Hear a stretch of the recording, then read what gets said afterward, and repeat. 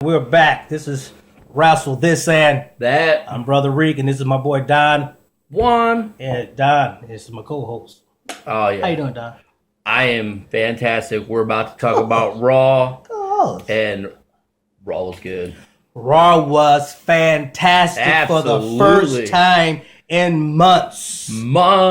Somebody finally got it together just a little bit. And if they could keep pushing that button of positivity, because we loved it. Oh, no doubt about it. We love Raw. I mean, Raw was great. Loved it. No doubt. Raw was fantastic compared to the past Raws that we've had month after month in the bad pay-per-views. Yeah. And bad ratings. Some people even said it was the best Raw the entire year. I ain't going to tell you thanks to who. Yeah. Yet. Not yet, but Raw was great. Well, let's get started. Let's start it. I had to take a deep breath on this because, just talking about it made me so excited. I feel like touching myself because I'm so excited. Ladies and gentlemen, we're going to kick off Raw. Raw kicked off with Stephanie McMahon in a very bad mood. And that bad mood was directed at Roman Reigns from attacking her husband. Not only she said he was her husband, but he's the COO of WWE and his boss. And she said, she was just frustrated of what Roman Reigns did. And guess what? All of a sudden, here come Roman Reigns. Roman Reigns' music hits. He gets down to the ring. Not in the mood to talk. He's not in the mood to talk. He said, hey, I'm not in the mood to talk. Don, come on, just work with me. You jump in anytime you want to. Because this is exciting. Roman basically said, I ain't got all night. If you're going to fire me, fire me. It's my little girl's birthday. And he meant exactly what he said. It was his daughter's birthday. JoJo, happy birthday from Wrestle, this and that. He basically begged her to fire him. Yeah. He said, fire me, please. Fire me. Because he kind of expected this. He did. Kind of expected what he knew he went overboard at the pay-per-view at TLC, and he kind of expected it. So it's like, if you're going to do it, just get it over with. But in the meantime, Stephanie, she's very angry. And she basically called him out and called him a coward. She said, Roman Reigns, you a coward. Not only that, she called him a disgrace. She called him a disgrace, she called him a loser. But when she called him a disgrace, of course, old Roman Reigns said, no. He said, you're a disgrace. You're a disgrace. Not only is you a disgrace, your husband is a disgrace. No. Your whole family is a disgrace. And I think that ticked Stephanie McMahon off because I think, for just one moment there, Stephanie said, you can talk about me, and you can talk about my husband, and you can talk about my ugly dad. But guess what? I think you're talking about my two daughters. Ooh. And I think she took that very personal. So she walked up to Roman Reigns and said, Roman, my hand has a place on your face. And slapped him 8 times. Wow. Knocked him to left and right. And I'm not talking like, no. Oh no, Roman's face was bruised. It was puffy and stuffy. Bruised, man. She laid into him. And when he thought she was done, she said him one more thing. Whack a bam, bam, bam. Tore him up. Woo! And but that's all right. We can say maybe he deserved it a little bit. Just a little tad. Yeah, absolutely. And she left with these words. Mm-hmm. Steph left with these words. She said, I'm not going to fire you because my husband told me not to fire you. But there is somebody coming here who may fire you, and that's Vincent Kennedy McMahon. Bam!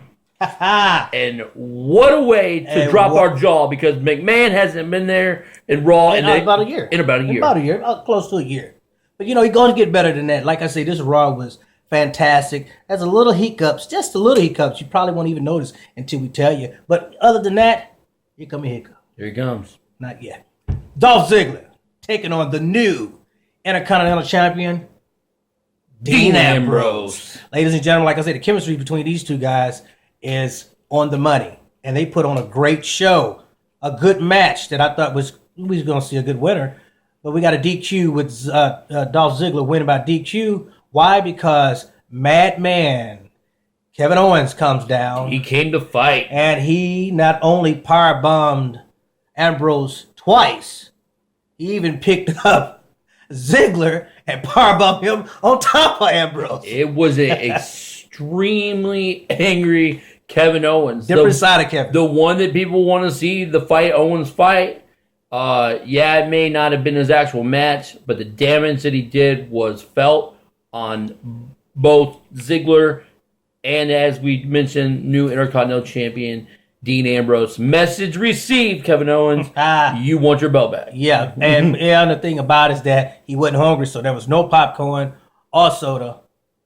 No, just power bombs. Just power bombs. I mean, he was serving them up 3 times a lady. He said, just like pop them up, boom, pop them up, boom, and I'm on power bomb Dolph on top of Dean. Man, I tell you, Monday Night Raw was exciting. Well, let's just slow it down from the excitement, because guess what? Here come R-Truth for the second match, along with Bo Dallas, somebody you haven't heard of or haven't seen in a long time. But you know what gets me is that R-Truth is just not even trying to reinvent himself. He said, I'm going to do the same stuff over and over. What's up? And then what really gets me is when he get in the ring and he get ready to attack the guy or vice versa. He go, wait a minute. And he start pumping in the air. You got to stop that. Okay? You too old to be doing stuff like that on national television. Okay? It was nasty. But guess what? Not only was I tired of it, you was tired of it. Here come Vincent Kennedy McMahon. Vince come down the ring with his famous strut. Did you see him get a strut on? I saw him get the strut on. 70 years old, still got the strut. Still got his strut. They just strutting on. And Vincent looked at everybody. He gets in the ring and he said, get out of my ring. Get out right now. So he basically told him to get the hell out. Well, not only that, he said, stop the match. He stopped it.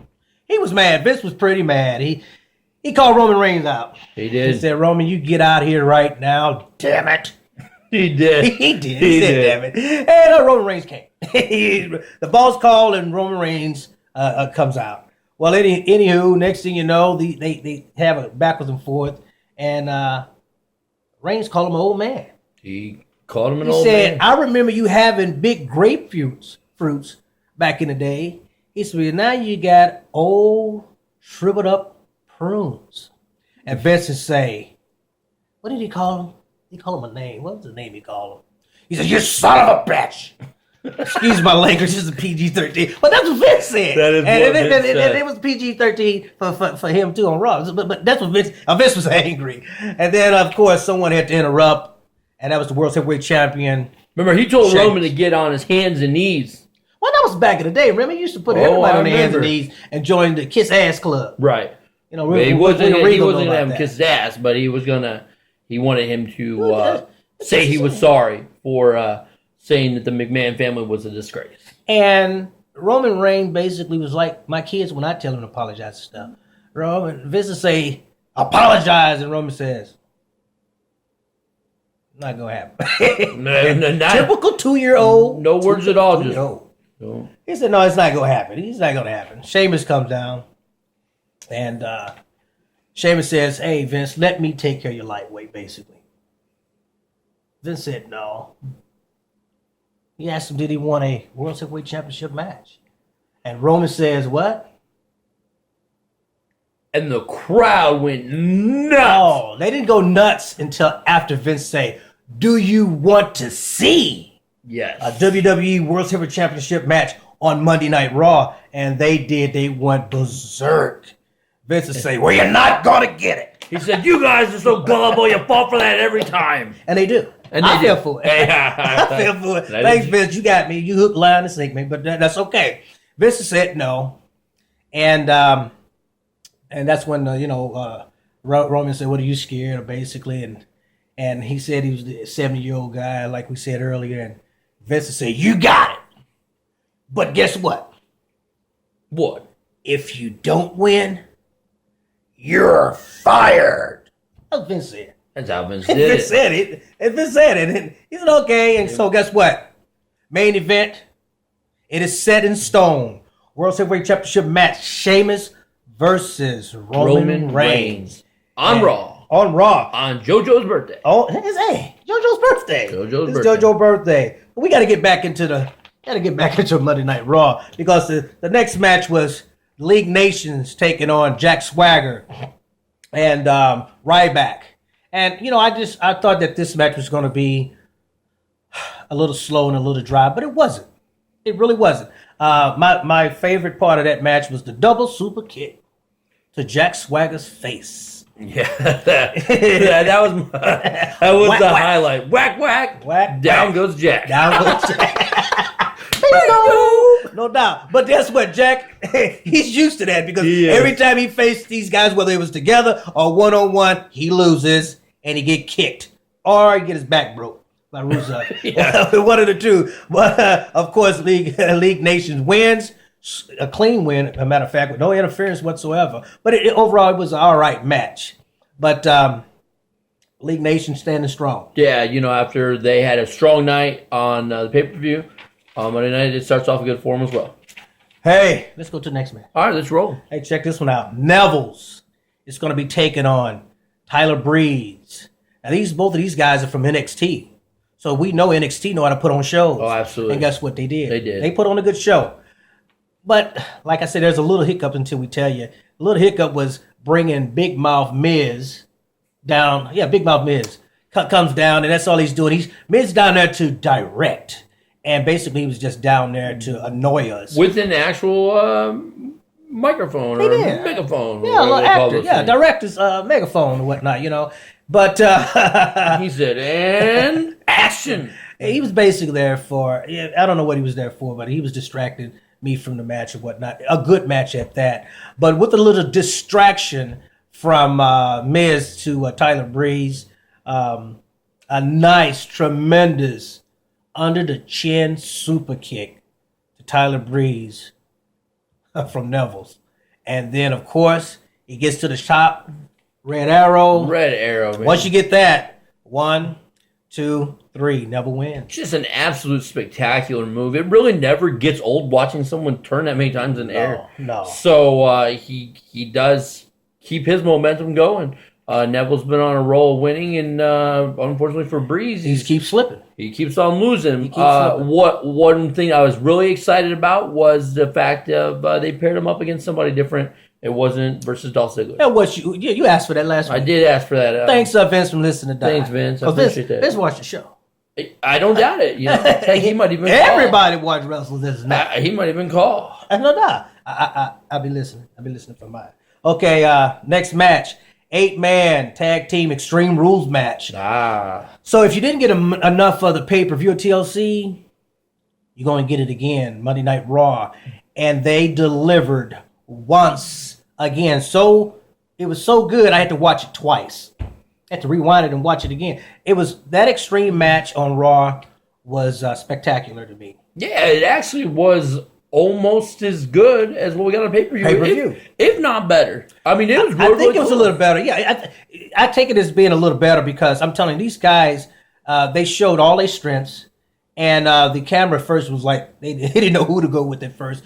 But they showed basically all the individuals in the match and whatnot. And these guys was on point. Matter of fact, it seemed like a little real fight was in there with Bubba Dudley and Luke Harper. Because Luke Harper was knocking the living crap out of Bubba's face if it wasn't for Devon saving him.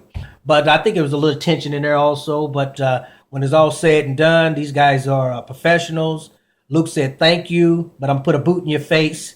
And he put a boot right there in Bubba's face. I'll tell you, I mean, Luke had quite the night, man. He got Dreamer dropped, who sits a table.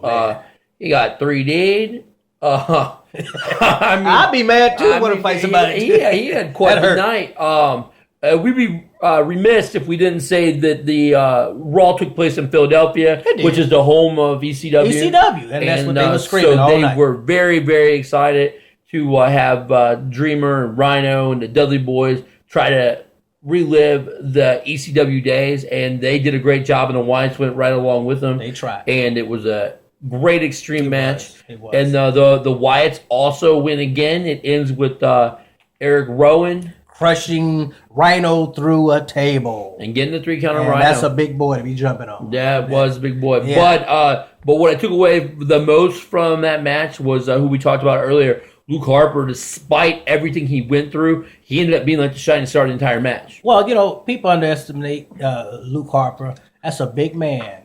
A very big man who's so agile. He can do almost anything. Top rope, he goes off the top rope. And this guy is just waiting on him to be singles down the road. When he do, he's gonna tear it up. And I'm telling you, it's good that he's with the Wyatts because he's on a what? He's on a winning team, right? He may have a crusty T-shirt, but there's nothing crusty T-shirt about him is in the crusty. ring. Nothing crusty about him in the ring. Nose with it too. You know what I'm saying? That's kind of nasty, Luke. But hey, you know what? I'm gonna watch you anyway. Why? Because you are a winner.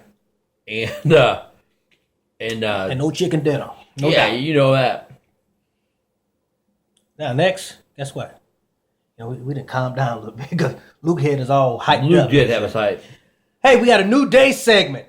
New Day. What I loved about this New Day segment is, first of all, what I love about the New Day. They come up with something new every single time. Say what? New Day rock. One more time. New Day rock. No doubt.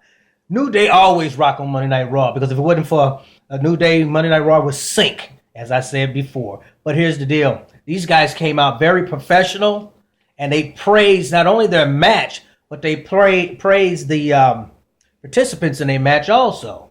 They praised the Lucha Dragons, and they also praised the Usos. But, you know, they didn't take it as them praising them. They didn't know if to take these guys serious or not. But when it was all said and done, they shook their hands and said, guys, we put on one of the best TLC matches in TLC history.